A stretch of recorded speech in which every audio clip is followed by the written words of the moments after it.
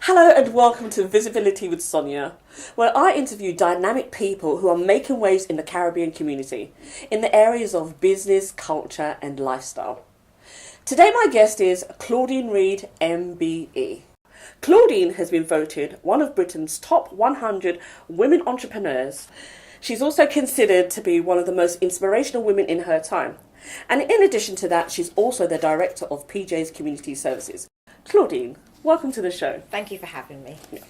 Now, just for our viewers, please can you just tell us what an MBE actually is? An MBE actually stands for Member of the British Empire, and it was an investiture or an award that I received in 2008 from Her Majesty the Queen for services to social enterprise. It's one of the awards or honours system that we have here in the UK. Okay, so explain to us a little bit about social enterprises. So a social enterprise is literally a business model that is used to add value to the community. So for example, my social enterprise, we trade, we work with marginalised people in the community, and the surplus at the end of each year, the money that's left over from running the enterprise, we use that to reinvest back into the company so that we can add value to the community in whichever way we choose. So this is like a charity then? Not really. A charity is different in that charities generally go to larger grant-making or fund-making organisations to ask for money. And the challenge with that is if your application is declined, then the question would be asked then, what do we do? Because you don't have the funds to do the thing that you would like to do. So it's not really the same. It really relies on the entrepreneurs or on the directors of the organisation to generate income using their entrepreneurial activity or their entrepreneurial skill. Awesome. All right, so I know you've done some work with the government and in the Cabinet Office in particular, so tell us about your role as an ambassador. So around the mid-2000s, I was myself and 29 others, there was 30 of us, we were nominated to represent the UK as Cabinet Office Social Enterprise Ambassadors. That's a mouthful. Cabinet Office Social Enterprise Ambassadors. And our role was to go across the whole country speaking about social enterprise and the value that it brings to the country, to the community, to the city. Right. So that really involved going to different organisations, speaking to major companies, working with them around their CSR, their corporate social responsibility, and really encouraging other people to use social enterprise as a business model because of the value that it adds to the community. One of the reasons why it was so successful is because this was happening across the world. So we had gone to the Social Enterprise World Forum in the States, in Asia. They have a world conference every year. So the work that the 30 of us as Cabinet Office Social Enterprise Ambassadors did was feeding into that programme. So is this like a pilot that the government in the UK ran so that you could teach other countries how to set up social enterprises? Not so much a pilot, but more of it was a real life program, and so it was the government's way of trying to encourage others. So this is the real thing here. We started out with a small amount of social entrepreneurs. It was a number that we couldn't really quantify, but not big enough for the government to make a significant investment in. So by the time the program had come to its completion, there were around 66,000 social enterprises contributing around 27 billion to the economy. And I think when we put it in those terms, we're able to think, oh my gosh, if you've got a section of the community or a section of business that's contributing 27 billion pounds to the economy, let's get some more people on board. Let's actually help them to impact the environment and the social structure of the country in a different way. So is this how you became a social ambassador, a social enterprise ambassador? I think so, Yeah. because I got the letter from the Prime Minister that told me Yeah. I was nominated. I'm thinking, who on earth has nominated me? Well, if I really was to unpick all of this, it could only be, you know, the Cabinet Office arena, because they're the ones who saw the work that I was doing. Congratulations and well Thank done. you. So just tell us a little bit about your work with the Department of Works and Pensions. So my work with DWP, again, very much framed around social enterprise, and DWP, Department of Works and Pensions, their remit is really around helping people back into employment, everything to do with the labour force in the UK, everything to do with the pension structure in the UK. So my work in that arena was again around social enterprise, but looking at how can you encourage. We have a term here called worklessness. It's really those people who are Lazy? That's the word. That is the word. And perhaps for some reason they are unable to go to work. So we were spending a lot of time working around the worklessness agenda and how we could encourage people back into work, but using social enterprise as that vehicle. Right, I see. Okay, so as we're talking about social enterprise, tell us a little bit about what PJ's Community Services do. So this year, I'm excited to announce that our multi-award winning social enterprise, PJ's Community Services, celebrates 25 years. Wow. It has morphed into something, thank you so much, thank you. It has morphed into something a lot more than what it started out to be. Yep. So it started out in 1992 as a home shopping service.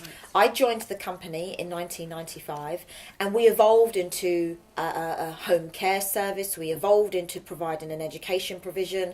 We evolved into training provision. We evolved into so much more than what we originally envisaged in 1992 when we started. So now we're still providing services to the community, but everything is centred around care, education and training.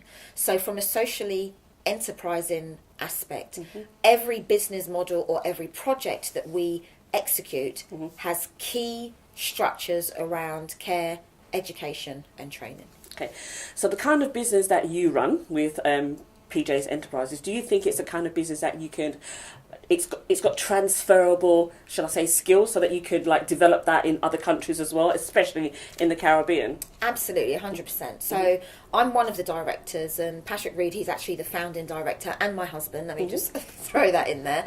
So we've developed a business model that is very transferable across the community, across the city, across the country, and now we've taken it up a level and we're talking about continents.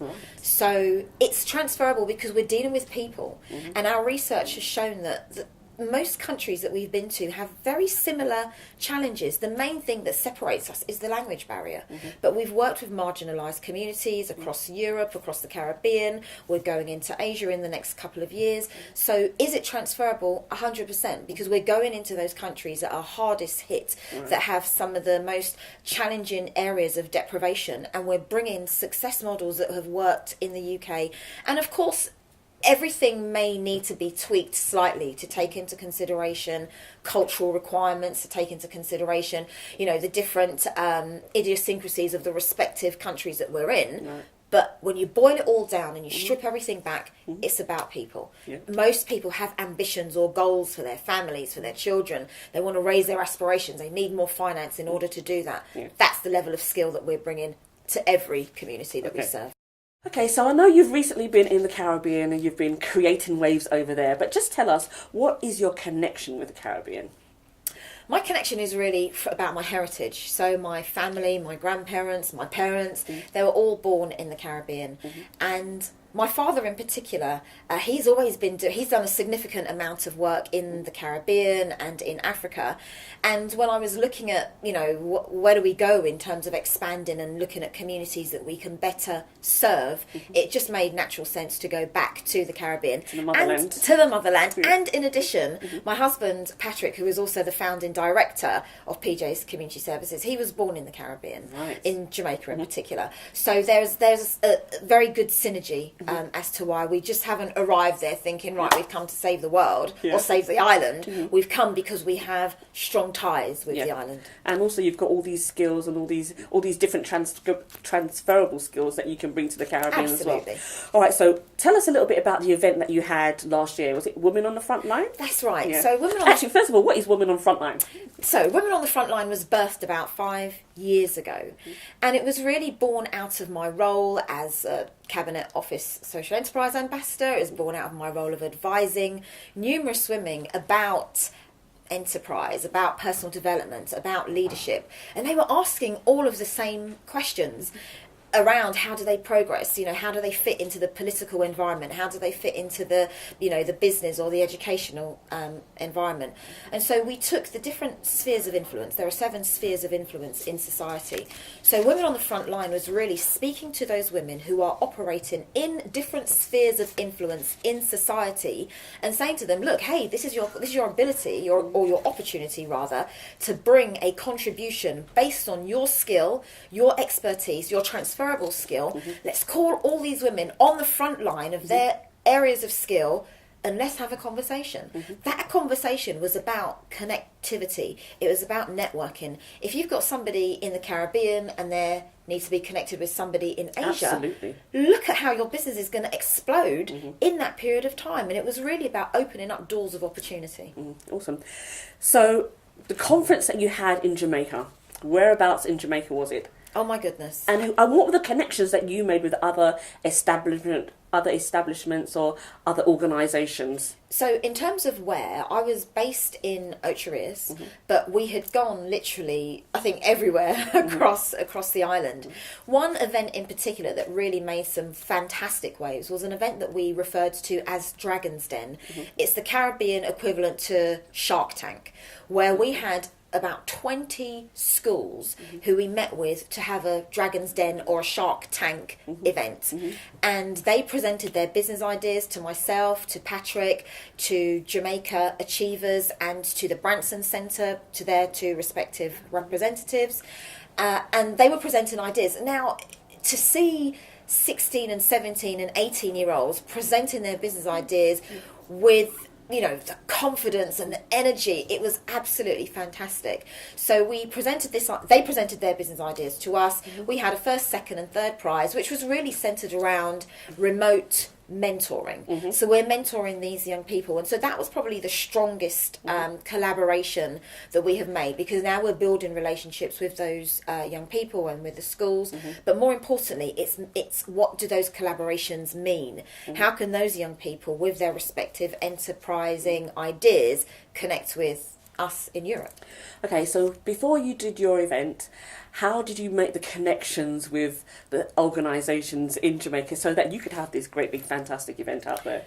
Well, Sonia, you know this. I'm an entrepreneur. And social media has made the world so much smaller.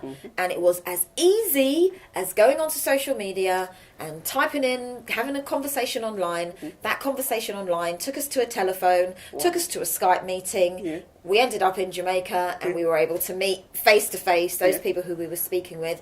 But I think in the process of having those conversations, you feel the synergy. I'm speaking with the Branson Centre, I'm speaking with Jamaica Achievers, and it's almost like speaking to a long lost friend. You do that as well? Oh my gosh, and we do this.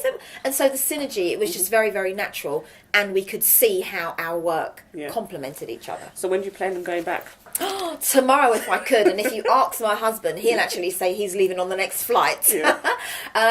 We're working with them at the moment, with the schools at the moment, and so as soon as the opportunity will open itself, then we'll most definitely be back. Awesome. We've got more sunshine than we have. Of course. Vitamin D is always good for the skin, Absolutely. right? Especially for us ladies, okay? It helps the hair and the skin. Of course. I know PJ's Community Services are actually celebrating their 25 years in business this year. How will you mark this? So PJ's are celebrating 25 years of business in the community, and we are super excited. And one of the things that we're going to be doing to mark in this excellent occasion is working with 25 entrepreneurs. We've designed a program called Excel 25, and Excel 25 works with 25 entrepreneurs across the world. Wow. It's really the development of a network, but also an accountability system. So this came about because some of the people that we've been working with over the last couple of years, the main thing that they're phoning and asking for is can you keep me on track? You know, I need to be made accountable. But at the same time, the other thing that they're asking for is access to more clients, access to more networks.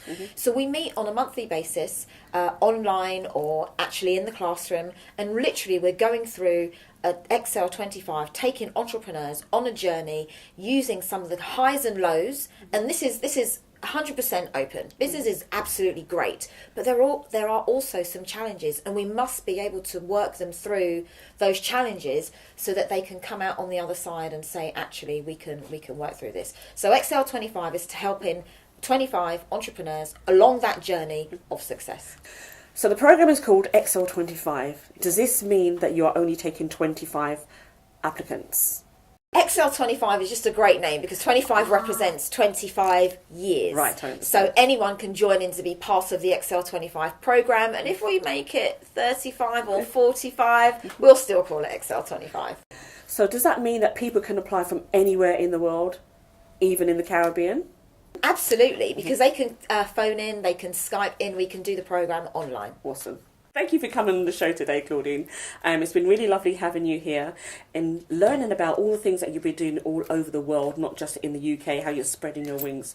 So if there's anybody else who wants to get in contact with you, just tell them how they can do that. Thank you so much for having me. It's been a pleasure to be here.